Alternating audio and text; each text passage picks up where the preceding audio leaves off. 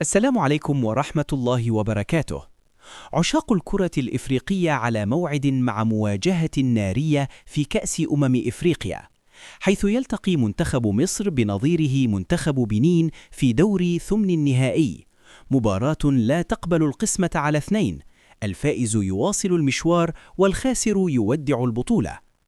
موعد المباراة: الاثنين 5:05 مساء بتوقيت المغرب، 6:00 مساء بتوقيت مصر، 7:00 مساء بتوقيت السعودية.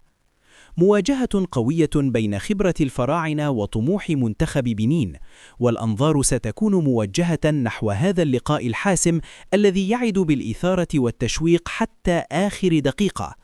المباراة منقولة عبر قنوات BN سبورتس، الناقل الحصري لكأس إفريقيا.